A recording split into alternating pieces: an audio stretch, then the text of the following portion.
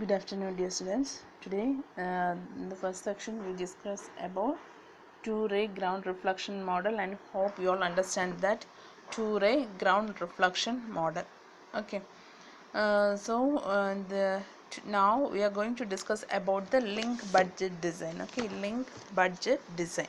So, in this link budget design, it will just use to find the performance of a communication link. Okay, we know the performance depends mainly on the quality of the equipment we are used. Okay, so this link budget is just a way of quantifying the performance of the system. Okay, that is, it just mainly concentrate on finding the gain and loss from the transmitter through the medium to the receiver in the telecommunication. Okay, we know for transmitting for a communication purpose, what about the things we needed? That is transmitter, then transmitter, receiver, then a channel, right? In this channel, while transmitting a signal from transmitter to receiver, there will be various obstacles like signals from other transmission lines, signals from other mobile, dust, smoke, water drops, like that. These are the there are many other things also. These are the obstacle that is present in the communication link, okay, in between the transmitter and receiver. So it is important to analyze the performance of a system. Okay, just quality of what about the quality of the equipments used, and we have, it is important to analyze the performance of the communication link. So for the purpose of that, we are mainly using this link budget design. Normally that is for the gain and loss of the transmitter to the medium in the receiver in telecommunication. Okay, this is mainly categorized into two, but here we are going to discuss the link budget design in three cases. Okay, that is, the first one is free space link budget design. Okay, so here this is mainly used to find the signal to noise ratio. Okay, the requirements that is used in signal to noise ratio, it is used to find out the received power and SNR requirements. So just to make a reliable communication, this one is mainly used. Okay, link budget design is used mainly for the reliable communication. It is used to find out the received power and SNR requirements. Okay, the basis is so this we know free space. In free space means, what about the equation for free space? That is the Friis equation. Okay, so what about the Friis equation? It shows the received power if there is a direct line of sight path between the transmitter and receiver. So the free space link budget is just based on this Friis equation.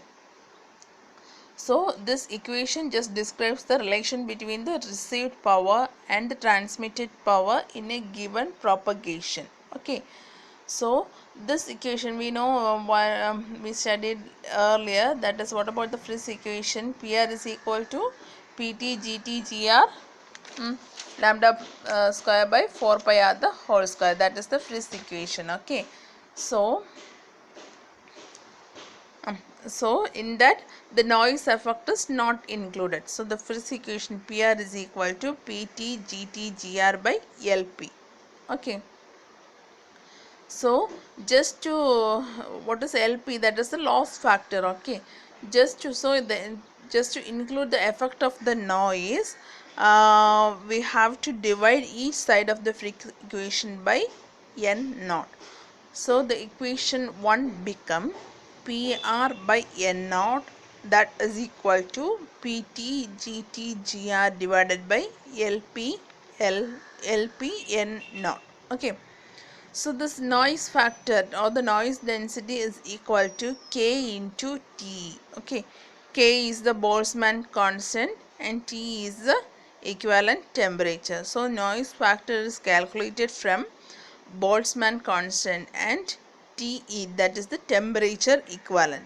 So again we can rewrite the equation as PR by N0 is equal to PT GT GR by K into TELP.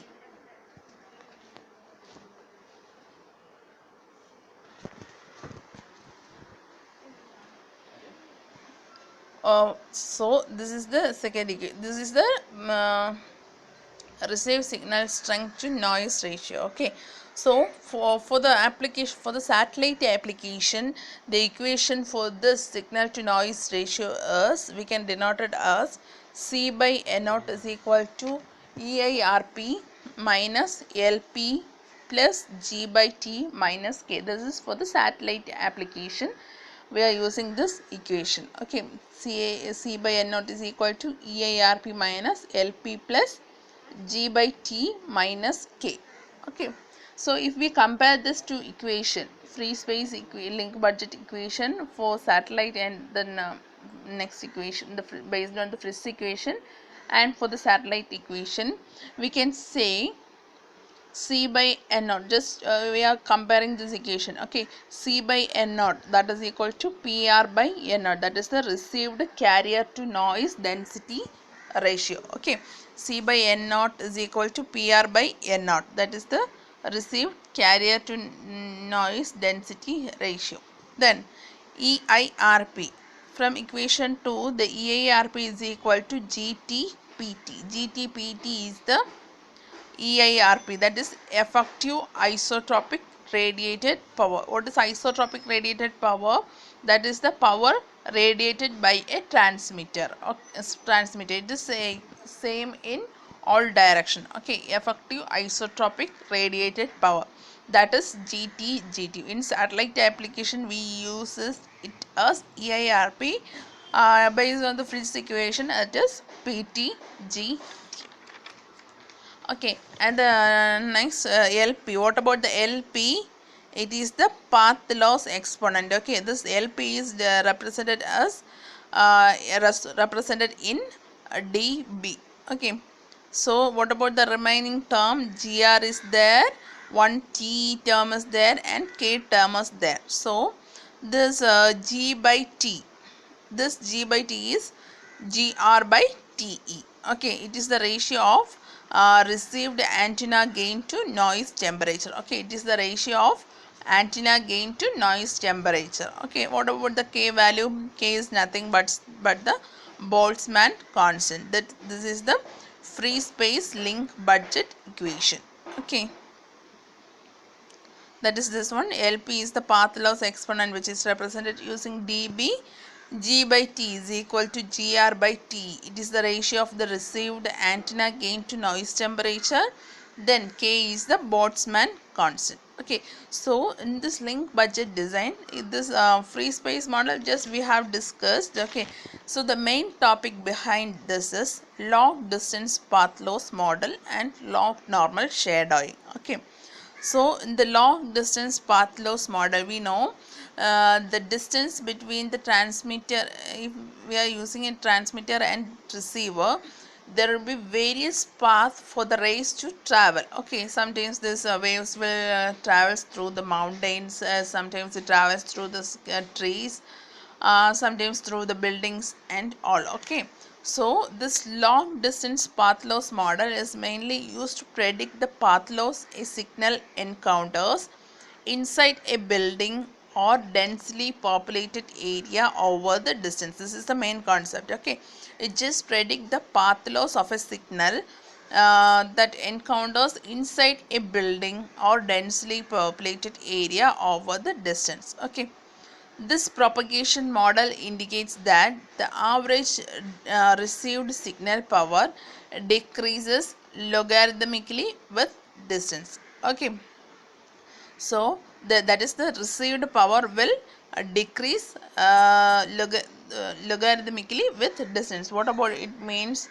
That is, we know as the distance between the transmitter and receiver increases, the signal strength will reduce. So how the signal strength will reduce? It will reduce logarithmically. Okay, that is given in the, that is based on the equation. Okay, according to this model, the received power here, PL of D the received power at distance D, PL of D, which is proportional to D by D naught the whole power n. Okay, that is PL of D is equal to PL of D naught into D by D naught the whole power n. Okay, in decibels we can represent this as in dB, PL of dB is equal to PL of D naught plus 10 n log D by D naught. Okay, this is how we represent this using logarithmical form. Okay, what about n? N is the path loss exponent. It is the rate at which path loss increases with distance D naught. Okay, this is just the path loss exponent. This rate, that is the rate at which path loss increases with distance D naught. So this value, the value of n varies with propagation environment. Okay, so n is equal to 2 for free space, n is equal to 4 to 6 for obstruction of buildings, and n is equal to 3 to 5 for urban scenario. So the important thing is to select the correct reference distance D naught. Okay, so the reference distance D naught is the main thing we have to note it for finding this log distance path loss model. For large cell area, this reference distance is 1 kilometer, and for micro cell system it is 10 meter to 1 meter. Okay, 10 meter to 1 kilometer. Wait 1 minute.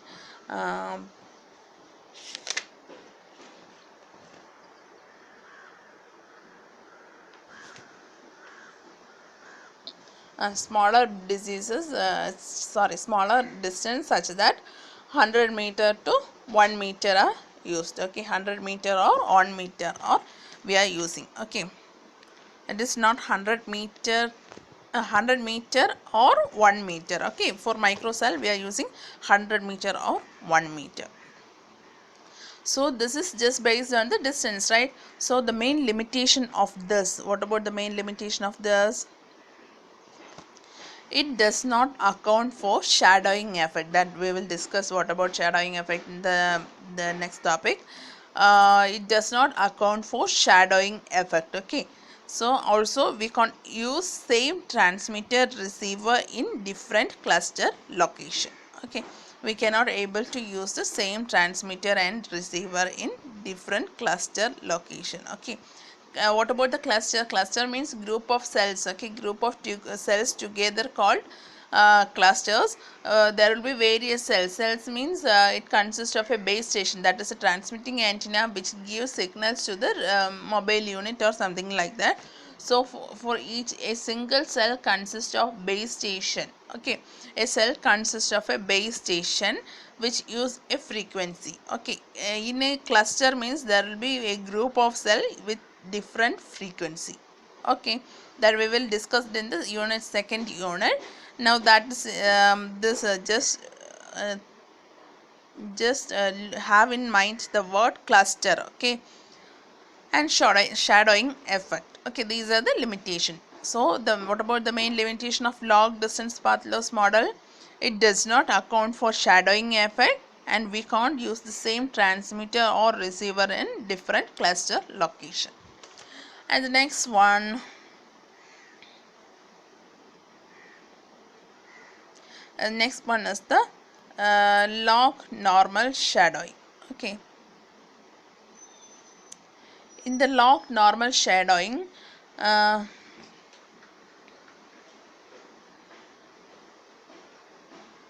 okay, what is sorry, here we have to consider a thing, what is shadowing. Okay, for example, this is the transmitting antenna, and suppose this is a building. Okay, building like that. Okay, this is a building, and suppose if a mobile user is here, so how the signal from the transmitting antenna is given to this mobile user? It will use various path, right? So the main thing is, from the transmitting antenna it will goes through that, and reflection, so it will reach like this. Okay, So it will undergo a shadowing effect. So this mobile is in the shadowed region. This is the shadow portion. Okay, that is in the shadowed portion. Okay, that is the thing. Transmitting antenna, there is a building and there is a mobile unit. So from the transmitting antenna there is no path towards this. Okay, direct path towards this. So it will reach this building and then there will be many things, reflection, diffraction or scattering, whatever it is. After that only it will reach the mobile area. So this mobile is under the shadow of the building. Okay, that is the shadowing effect. Okay, hope you all understand. Okay, you understand the shadow means not, it's not similar to our shadow. Okay, just compare it to that. So log normal shadowing. Okay, so the path laws in the log distance path laws model does not consider the fact that the surrounding environmental cluster may be vastly different at two different locations having the same TR separation, which leads to the measured signal which are vastly different than the average value predicted by the equation. Okay, we know if there is a transmitter and receiver there will be various obstacles, right, like buildings, mountains and all. If the mobile is on the back of the building means there will be a shadowing effect. The signal will there will be a shadowing effect. The signal will not reach the destination without a proper within a proper way. So there will be a shadowing effect that we will you will study later. Just you have to just study that effect is called log normal shadowing. So at this point how the received signal strength will perform, that is the link budget design for the log normal shadowing. At any value of d, path loss at a particular location is random and distributed. Log normally about mean distance depends on this. Okay. Okay, here PL of dB is equal to PL of d into x value. Okay. So that is equal to PL of d naught plus this PL of d we can represent it as in the last long distance path loss model.